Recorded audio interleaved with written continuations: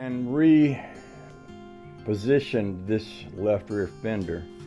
I had originally had to kick the front end out and kind of bend it a little bit to get the tire in front of it, so I was able to move it forward.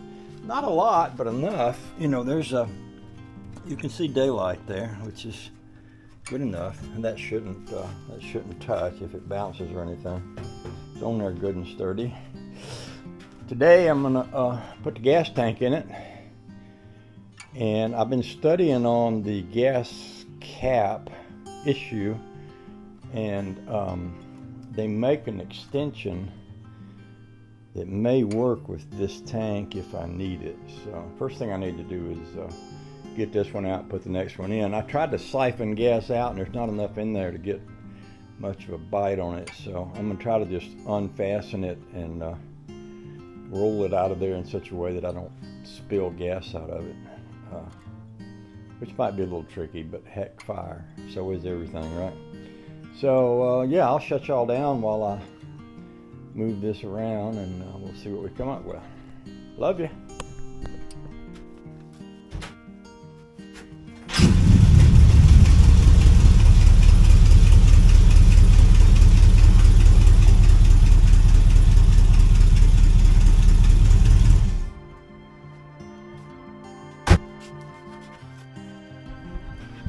Clean container to put the gas in. This has a looks like it has a little thing that I can unloosen to drain it with. Let's see if that works.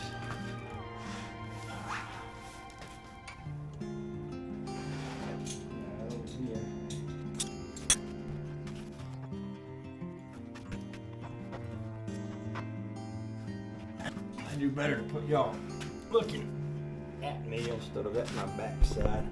I think I could stick you under here, and maybe you see what I'm doing.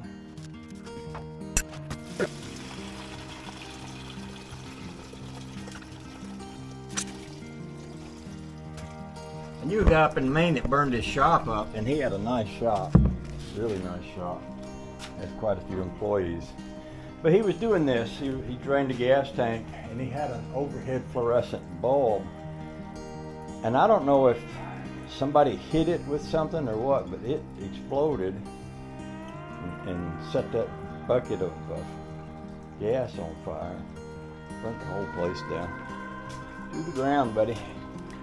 I was hoping I was going to have a big enough container to catch what I had in there. And obviously I had a lot more in there than I thought I did. I'm hoping to put a better gas gauge in the new one. I'm going to go get me a gas can. Looks like I got maybe 5 or 6 gallons of it. I'm going to go get me a gas can and start scooping that out and pouring it into the gas can. And I don't think it's got enough drippings left to overflow that, so I think we'll be okay doing that. I'll let y'all stay up here while I go down and get me one. Now I try to keep something about like this. This is just an old tea jug that I've hollowed out, but I can put that tea jug over in there and I can scoop it up like this and then bring it out and pour it out the spout like this. And I got a couple of big jugs here. I got me a little spout here.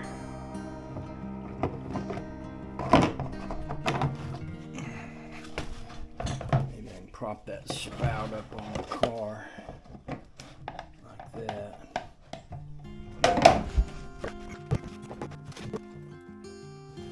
I'll probably take this gas around and pour it right in the old Ford tractor out back.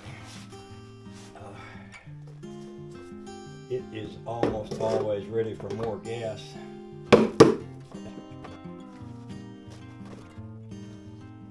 I used to keep an old cheesecloth. I don't know if I have one now. I used to keep one up at the house in Maine. But when I would pour gas like this, I would pour it through a cheesecloth that would strain the gas. So that anything that got in the gas, like for example, just now I bumped the bottom of the tank and some stuff fell down in there. So see it inside of here. The cheesecloth would strain that out. I'll probably get me some if I don't have some. And what I'll do is I'll set this can back there next to the tractor, and then before I pour it in there, I'll find some cheesecloth to strain it through so I don't transfer dirt into the fuel tank on that thing. I think the tractor has a little thing on the bottom of the tank to filter. What they would do, they bring a pipe up a little higher than the bottom of the tank so that whatever is on the bottom doesn't drain down into the fuel.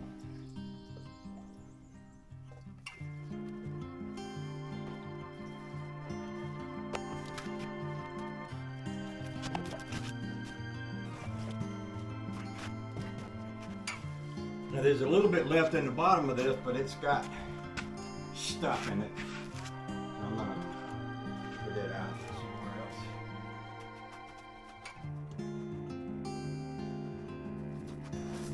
Now that the gas is out of that tank, I can take the tank loose from the car, disconnect the gas line that goes to the engine. I want to make sure I have a suitable setup to attach the gas line to the new tank, and then I can put the new tank up in there. Oh, this way. I'll put this plug right back up in the tank there. So it will be there for next time if anybody wants to use that tank again. And I'm gonna just kind of walk away and let this evaporate. Gas will evaporate if you give it a little time. So this gas is here on this thing. I might take this out in the sunshine to let that happen. Put this away too.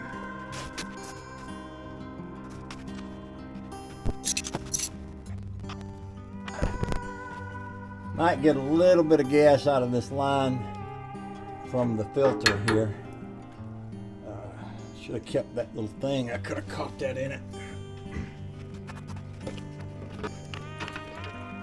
Now while that's draining off, I've got two bands. You can see them here. These are just plumber straps.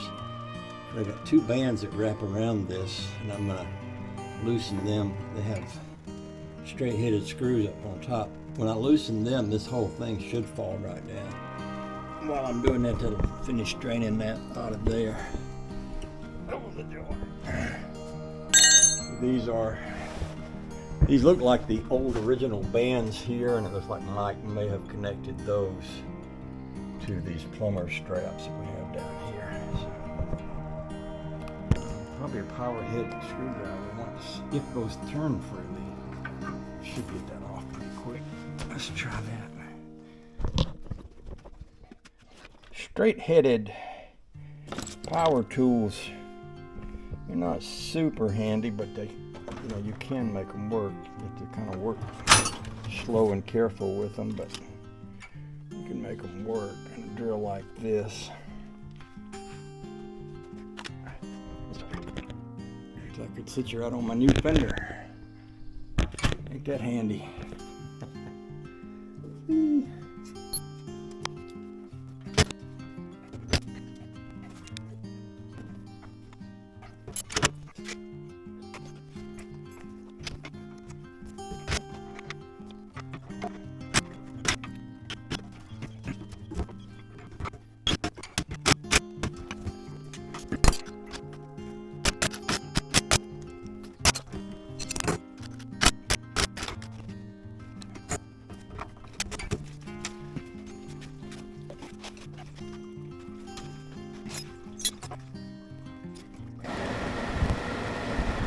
So I tilted the tank, I started getting some more gas out, so I'm gonna let that run out and evaporate before I do anything more. I don't want to be down there working in wet gas. All it takes is one spark, it's over with.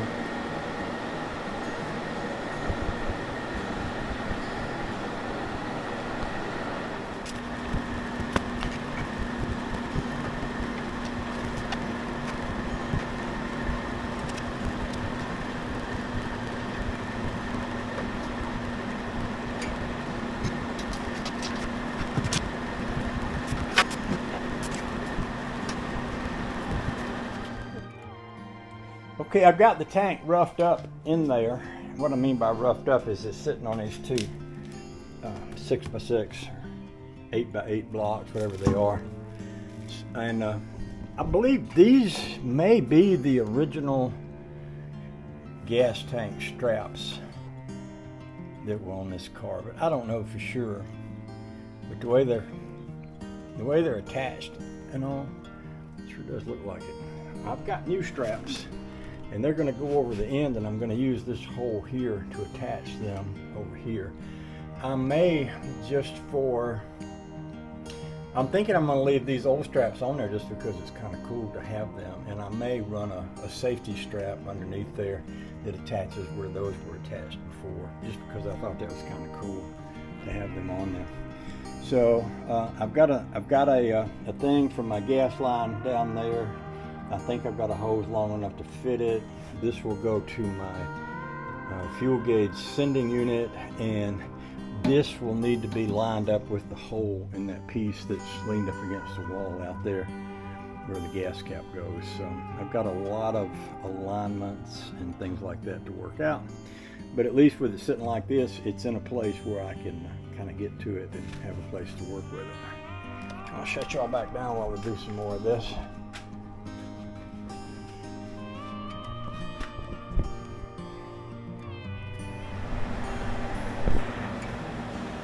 I do have one little piece of metal that's in the way here. It needs to come out.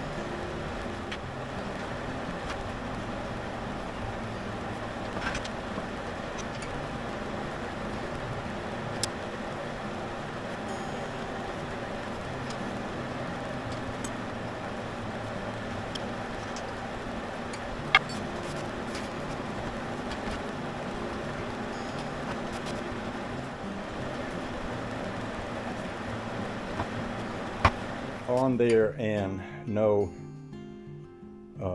back part over it. I might pull that out in the sun so we can get a picture of it in the sun, because then I'm going to put the back part over it later, and then we'll look at that. I'm going to put a block here so I can mark my spot, because I got my tools under there and I don't want to run over them. I set this right here, and I just don't turn the wheel. If I just go straight out, take a couple pictures and come straight back. That'll give us an idea what we're looking at.